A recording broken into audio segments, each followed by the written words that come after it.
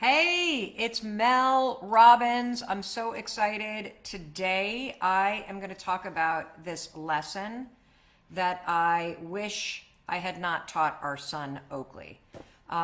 If you ever wondered, did my parents screw me up? The answer is probably yes. It's impossible for parents not to screw you up on some level.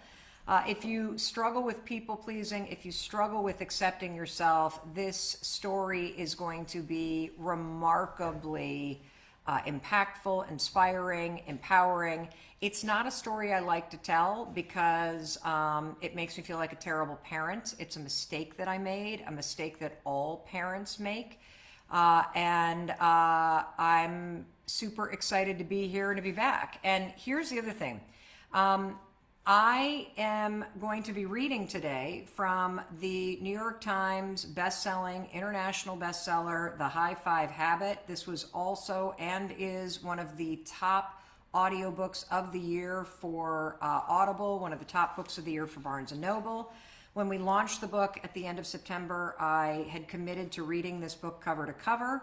I got run over by a wildly successful book launch, and so we last read live on page 54 of chapter 4, and today I'm going to be picking up and reading the book live to you. You can read along. We're going to start on page 54. I'm going to be showing up on social media as many days in a row as I possibly can. It's my commitment to finish reading this book by the end of the year to you, so that those of you who cannot find the format in your part of the world or in the language that you speak, that you'll be able to benefit from the science and the stories and the research.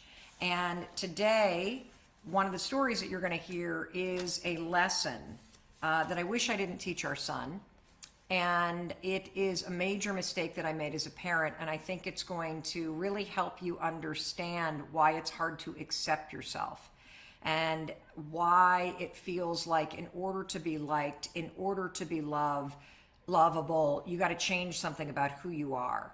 And unfortunately, when we're kids, we get the message that there's something wrong with us, that we've somehow got to change ourselves to fit in and have friends, or to be liked by your parents, or to get the love and support that you need, that you can't just show up and be yourself exactly as you are, exactly as you aren't.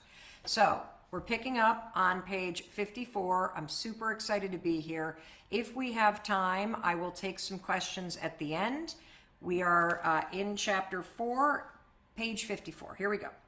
Wait, so what the heck happened to the happy me? If I was born a happy person, what the heck happened? Why am I not happy now that I'm an adult? Well, simple. The reason why you're not happy as an adult is because life got its hands on you. How many of you feel like, yep, life got its hands on me, all right? Well, from an early age, your life stirred all kinds of shit. All the highs and the lows from your life, they get tumbled together like a load of laundry in a dryer, where all of a sudden everything goes in bright colors and it comes out, everything's kind of that light grayish blue color because it all gets blended together. And like I said, and like I write about in The High Five Habit, you were born perfect. You were born whole and complete as you are. You came out of that womb perfectly wired to grow into a beautiful, smart, amazing, passionate person. But somewhere along the way, as you grew up, as you went to school, as you tried to make friends, as you tried to fit in, you got a very clear message. There's something wrong with you as you are. And I see people from all over the world. So write in the comments where you are watching from. I see Palestine, Kentucky, Ontario, Des Moines. I see folks all over the place. Let's see here. From all India. Welcome in, everybody. And this is true regardless of where you were born. Regardless of where you were born in the world, you were born and came into this world whole, complete, beautiful, happy. You loved yourself. And then as you grew up and you tried to fit in, and you tried to survive whatever it was that you were needing to survive in your community or your household, to get the love, to get the attention, to get the support that you needed, you started to change. You started to believe that you needed to change something about yourself in order to be liked or accepted. Now, when you start to feel like there's something wrong with you, and do any of you that are watching right now feel like you kind of know when that happened? Like there's a story that you can remember where somebody said something or did something and you're like, my tough skin jeans and the t-shirt I wear, there's something wrong with this because the kids that I want to be friends with don't like this. Or a coach said, you run funny, and you started to feel like there's something wrong with you. If you know the moment that you started to think, wow, I got to change myself to fit in. I can't be gay. I can't have kinky hair. I don't like the color of my skin because I feel like there's something wrong with me. Society gave you that message. Your parents did. Maybe a bully said something to you. I see somebody writing the way that I walk. I see somebody talking about the texture of their hair. I see somebody saying, I always felt like there was something wrong with me. Well, let me tell you something, everybody. I never fit in with any particular groups of friends. Let me tell you something. Every one of you is now going, I remember that feeling because I was the only immigrant in my class. I was the only Muslim in my class. I didn't look like the other people. I didn't feel like the other people. My father was so critical, right? When you start to get this message from society or other people or just this perception that you have that something's wrong with you, this is where your obsession with changing yourself to fit in begins. This is where your obsession with people pleasing, this is where this sense that you don't belong anywhere that you go began. And it can become a habit. And so we're going to unpack this because what I want you to understand is that you literally came into this world perfect, whole, and complete. You are wired to love yourself. You're wired for love. That's why you miss it. You're wired for self-acceptance. And the world taught you that there's something about you that needs to be changed in order to be liked or loved. And it's simply not true. When you can come back home to yourself and you can accept and love yourself first, exactly where you are, exactly where you're not, then you'll know the secret to going out in the world and not feeling like you never really belong anywhere or you constantly need to tweak yourself or how you show up in order to be accepted by people. When you accept yourself as you are, when you love yourself as you are, other people liking or loving you is just a bonus, but it doesn't change how you feel about yourself. And that's what we're talking about in chapter 4 of the High Five Habit. This feeling that you feel, everybody, that there's something wrong with you, it's a very normal thing. It happens in child development. Psychologists call this moment where you suddenly go from feeling connected to yourself and perhaps to people in your family or to friends, to feeling outside of your family or feeling like you're not part of something.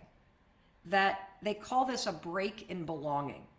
You start to feel like you don't belong in your family or your church or your friend group or your neighborhood or even the world at large. And that feeling then creates this second break, and it's the break in feeling connected to yourself, who you really are. You know, and this break in belonging, everyone, it's normal. It happens to all of us, and it can happen a million different ways. You know, maybe you grew up and you had to move a lot, and so you were constantly changing schools, and so you always felt like an outsider looking in because every school year you needed to make new friends. Maybe you were attacked or unsafe as a child. Maybe you got called stupid or you had a critical parent because you were dyslexic. Maybe you were put in special classes or you were the only kid who was transgender or Muslim or a refugee or black in your entire class. And so you didn't look around and see anybody that looked like you. And that made you feel like something was up. Maybe you got teased for how you looked or spoke or acted. Or you felt uncomfortable getting undressed in gym class because your mom was constantly on you about your weight. And so that made you feel like, God, there's something wrong with me. I can't just love myself as I am. When your home life or your friends at school or the world itself makes you feel like you're not okay, or you're unsafe or unworthy of love, as a kid, we believe it. And it happens to all of us. No one, not you, not me, no one gets to being an adult without experiencing this kind of break in belonging and this kind of trauma. And it could have been really serious things that you survived. Maybe your dad walked out on the family, or your mom had severe depression, or your brother died by suicide. Maybe you lived growing up with the constant worry about where your next meal was coming from, or you experienced racism and bias every single day in your neighborhood, or maybe your family rejected you because you did have the courage to be who you are. You did have the courage to say that you are a gay person, or you had a parent who struggled with addiction or was constantly shaming you with the silent treatment. You know, these experiences impacted you. You absorbed them as a child in your mind, body, and spirit. It's not like you could leave, right? I mean, when you're a kid, our only choice is to survive the situation that we're in. And this is especially hard on an emotional level, this sort of break in belonging. You know, I see some people saying, I didn't fully start to understand myself until my 50s. I really believe that. Me too. Like, it took me a long time, and it's my hope that in putting the high five habit out and doing the work to help you learn how to take control of your thoughts and your actions so that you can create the life that you want, that part of what happens is that you come back into accepting, loving, and knowing yourself. It's the ultimate secret weapon, everyone. So when something happens to you as a kid, you don't have the life experience or the support system to process what's happening. So you absorb it in your nervous system and coping patterns and thoughts. You know, as I said, your only option when you're a kid is to just survive it. And you know, what's interesting, and I think this is a fundamental flaw in human wiring, there's so much amazing intelligence in the way that you and I are designed, all human beings. If you think about all of the sophisticated wiring in your brain, in your body, your nervous system, your digestive system, your heartbeat, how your body's constantly learning and creating new cells, like, it's freaking mind-blowingly cool. But one thing that's really screwed up about all of us, and I think it's a flaw in human design, is that when something happens to you or to me as a child, we don't have the life experience or the default thinking patterns in our brain to go, wait a minute, this is really f***ed up. We don't have the ability to be objective and go, these adults need to be arrested because this is not okay. We don't have the support system or the life experience to go, wow, if this kid is hurting me, I'm sure somebody's hurting this kid at their house. What happens is that when something bad or scary or stressful happens to you as a kid, do you know what we all do?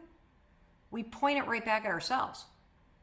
We literally say to ourselves, something must be wrong with me.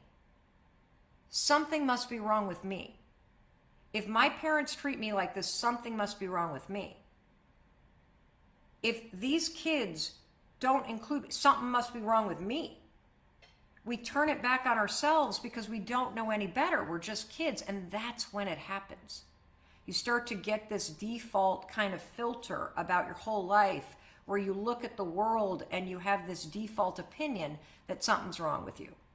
And it's just simply not true, okay? And I'm going to teach you that you can change that. You can change that. You can live your life without ever thinking something's wrong with me. Are there things that you need to change? Of course. There's always going to be things that you need to change because you're always going to be changing and life's always going to be changing around you. But those are opportunities. It doesn't mean that there's something fundamentally flawed about you. You might have some thinking patterns that are broken based on where you are right now. You might have some habits that don't work for you anymore. That doesn't mean something's wrong. It means there's something you need to change. That's it. That's it. So, you know, I did the same thing. When I was 9 years old, I was molested by an older kid. And what was my immediate reaction and processing? That I had done something wrong. Of course I hadn't done something wrong, but that's just how the kid brain works. Something's wrong with me. And, you know, it's what our son did. when he was bullied at a summer camp that we sent him to. What he did is he hid his pain, and then he blamed himself for being the one that this bully picked on in the cabin. And you know, I, of course, blame myself for not picking up on the clues sooner and ripping our son right out of that freaking camp. I'm sure that's what you did too with the experiences you survived. You made the things that were done to you or the situations that you survived as a child mean that something's wrong with you, that you're damaged or that you're not lovable or you're unworthy or you're not good enough. That is up, and we all do it. The truth is, you were just a kid doing the best that you could. And what's awesome about seeing your past experiences this way is that when you realize we all have this flaw in terms of the way that the brain processes trauma and stress and scary situations and abuse and violence and all the things that you can experience as a kid, is that when you understand that this is what happened, you can change this default in terms of your opinion about yourself. Because when you think there's something wrong with you, of course you're going to be a people pleaser. Of course you're going to have imposter syndrome. Of course you're going to have anxiety. Of course you're going to feel on edge. Because your default opinion is there's something that's not okay with you. And that's not true. There are opportunities for you to heal. There are opportunities for you to upgrade your habits. There are opportunities for you to think differently. There are opportunities for you to heal your nervous system, all of which we talk about in the High Five Habit book, using science and simple things that you can do. So, whether you were dealing with a critical mom or parents who got divorced or racist microaggressions every day or physical abuse, you did what I did. You turned this stuff back on yourself. It's why you think you're not good enough. That is a massive flaw in human design. Instead of blaming the people that hurt you or blaming society, you blame yourself. And you think there's something wrong with me. Now, as much as I hate to admit it, as a parent, we often send that message to our children that there's something wrong with you or that I don't like you how you are. And we do it unintentionally sometimes. I mean, sometimes it's pretty overt. You know, if your parent is hypercritical or a real jerk, they might be doing it overtly. Doesn't mean there's something wrong with you, by the way. It means they have trauma. They're taking it out on you. There's something they need to deal with. So here's the story I promised to tell you. This is the lesson I didn't mean to teach our son. And the lesson that I taught him that I did not mean to teach him is that I don't like you and I'm not going to love you unless you look the way I want you to look. Okay? That's the lesson I unintentionally taught him. So I'm about to tell you a story. I'm on page 56 in chapter 4 of the High Five Habit. I'm about to tell you a story that I hate because it makes me feel like a terrible mom. But I'm sharing it because the story illustrates just how loud and consistent this message is, that there's something wrong with who you are, what you look like, and how you express yourself.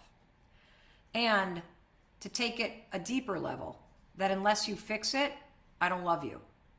I reject you because I'm not going to accept who you are, what you look like, or how you express yourself.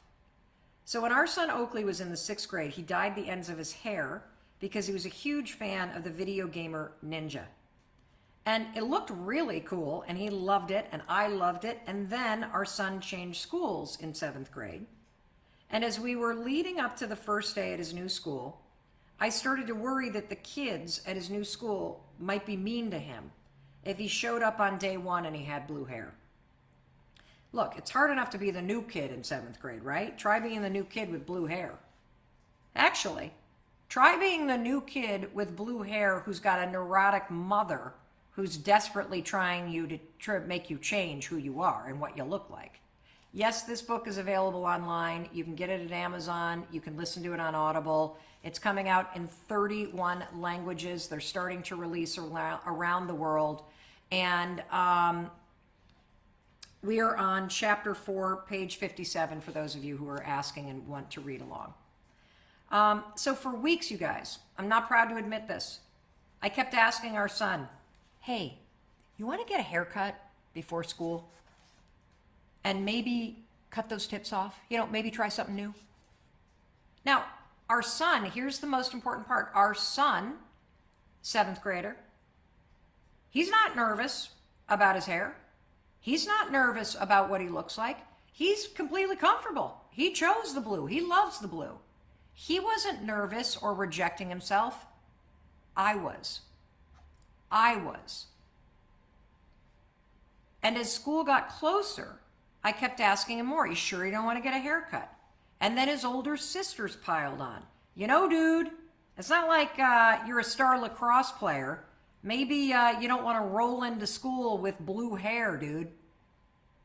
Well, Oakley, our son, finally caved. And he got a trim before his first day of school, and he cut the blue ends off of his hair. And here's the thing, everybody. He didn't cut the blue tips of his hair off for himself. He did it to appease our fears. See, when you're a kid, everyone's going to tell you what to do or what they'd like you to do. And you acquiesce because you want to make your mom happy. You don't want her to be upset. You don't want to disappoint anybody. You want to fit in with the cool kids. Or maybe you acquiesce because you don't have a freaking choice. But what happens is it gets conditioned into you that love and acceptance are transactional. I'm going to say it again. When you feel pressure to change who you are or how you talk or how you dress or what you look like because your parents or your friends pressure you to, you're learning that love and acceptance are transactional. If you do what I say, then I'll love you. If you look the way I want you to look, then I'll be nice to you. If you do exactly what I want you to do, and you dress how I want you to dress, or talk how I want you to talk, or pretend that you like the opposite sex when you don't, then I'll love you, then it'll be okay, then I'll be happy. You are learning a lesson that love and acceptance are transactional. That is horrible.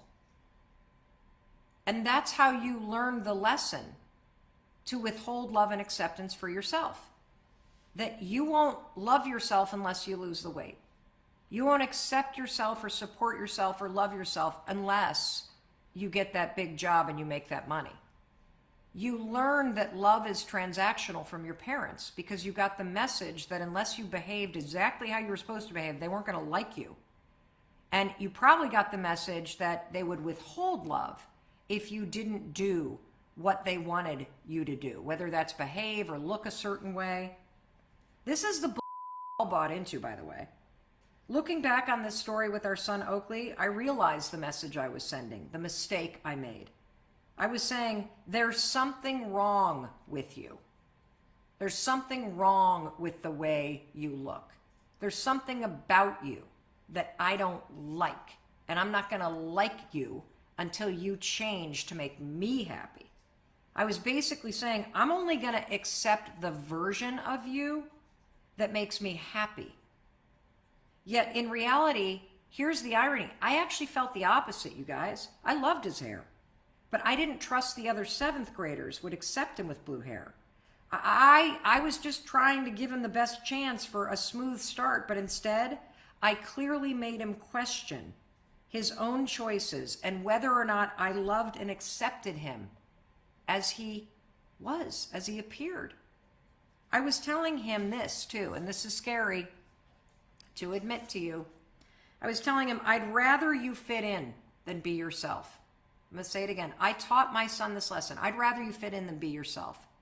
Holy shit, what a mistake. What a mistake. Oh my God. I hate this. I hate that I did this.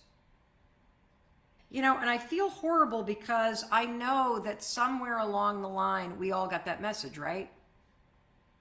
It's better to fit in than be yourself. That's how it begins. There's something wrong with you. You better fit in because it's better to fit in than be yourself. And that what and this is core to a very big lie that you and I believe. that what other people think of you is more important than what you think of yourself. That's bull. This is how you started to believe that other people's opinions of you is more important than what you think of yourself. This is how you started to believe that fitting in is more important than being you. Complete bull. The secret to life is actually the opposite. Be yourself. Be yourself. Let the world fit into who you are. Be yourself. It's more important that you be yourself and like yourself than anything else, everybody. And we've all bought into this bull our whole life because people taught you that this is how the world works. This is the lesson I didn't mean to teach our son, that it's better to fit in than be yourself, that I'll like you and love you if the version of you is the one that I like and love. Ugh, I hate that I did this. And kids, if you're watching this, I'm really sorry. And I'm sure your parents, if you're not my kids that are watching this, didn't mean to do it either. They didn't know any better. This is how their parents raised them. I'm not saying it's right. I'm just saying this is what's so, everybody. I hate that story. But that's the heart of what happened to you, to me, to everybody you know. You started questioning what you look like and what you do and ultimately who you are. And that's how your connection to your truest self gets blocked. That's why you stopped accepting yourself. It's why you started criticizing yourself. It's why you stand in front of a mirror and pick yourself apart, because your mom or dad used to do it to you. For our daughter or anyone who struggles with their appearance, you got to start to reverse this. You got to learn how to appreciate the parts of yourself right now. You got to stop trashing yourself. If you are pulling on a pair of jeans and beating yourself up and trashing yourself because they're tough to pull on, just dump the jeans in the trash, please. Because when you criticize yourself and you beat yourself up, you're treating yourself the way I treated our son. You are basically treating yourself the way I treated our son. You're saying your love for yourself is transactional.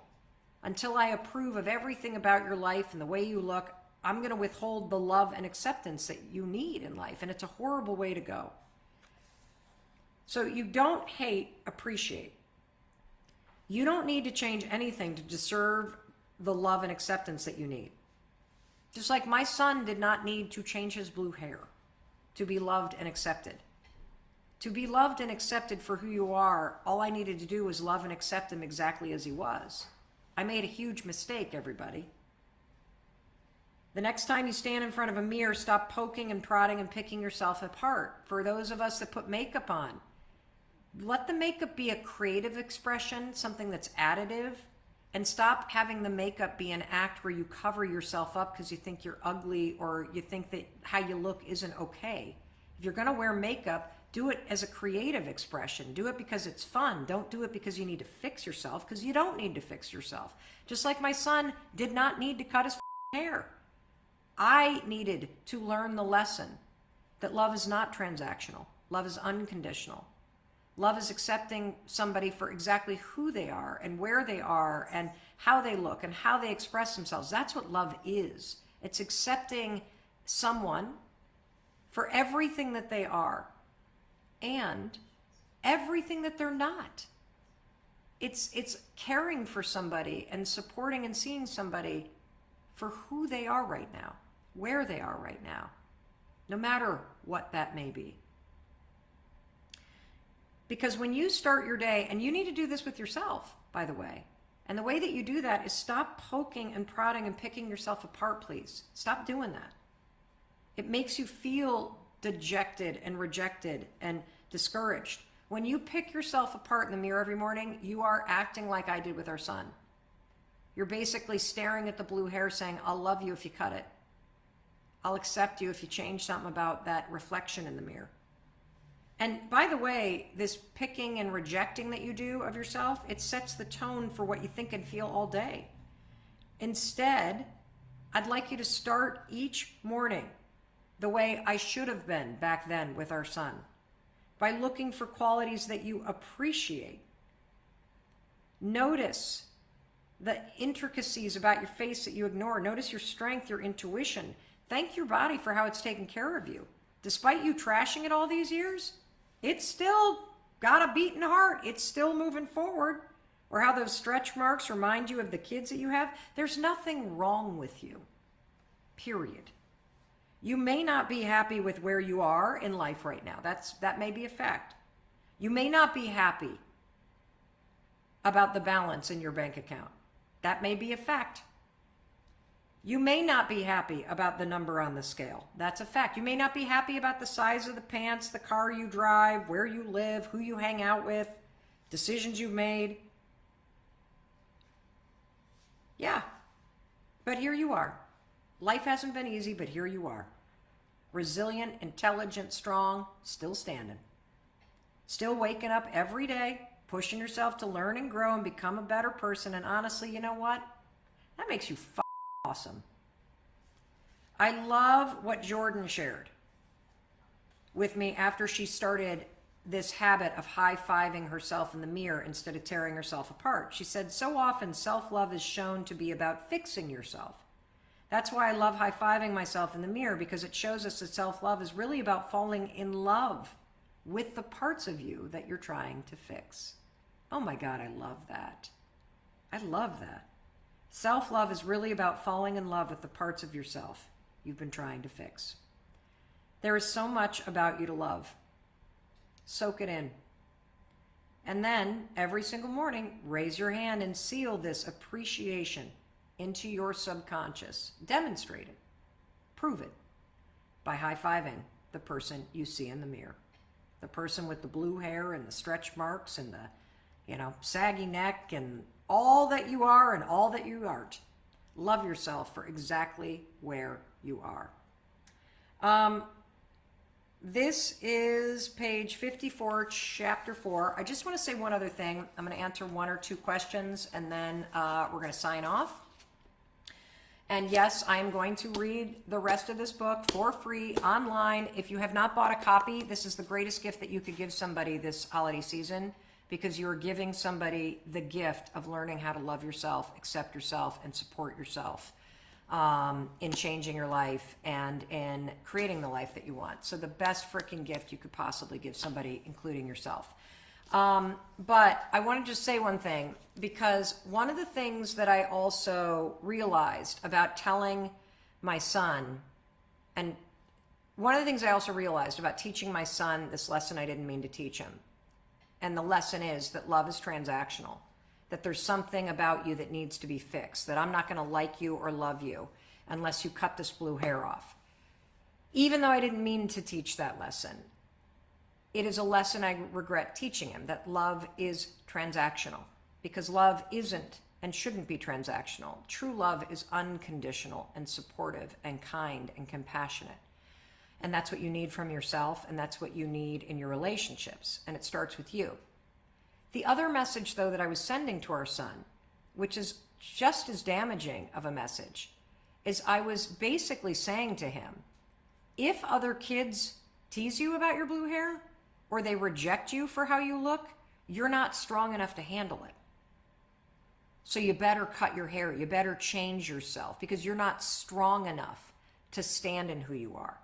That is the second lesson that I mistakenly taught him, because the fact of the matter is that I should have said that I love your hair, you walk in there, and if somebody said something, then I could have talked to him, coached him, and supported him in standing strong in who he is, to make him understand that when somebody attacks somebody else, it sucks and it feels bad, but it's always a reflection of some insecurity.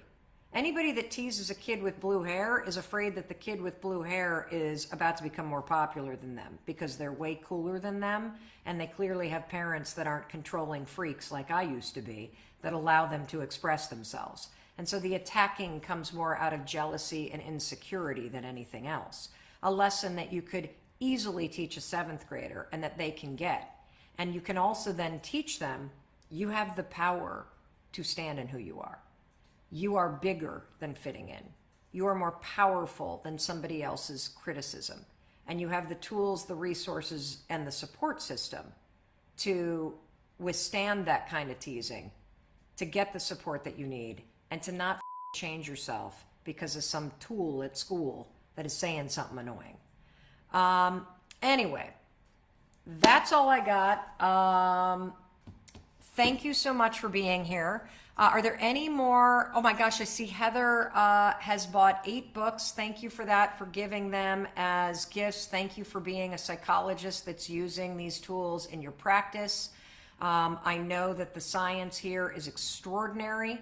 For those of you that are looking for the other recordings for everything that we've done, you can find them on YouTube. You can find them here in IGTV in the High Five Habit folder.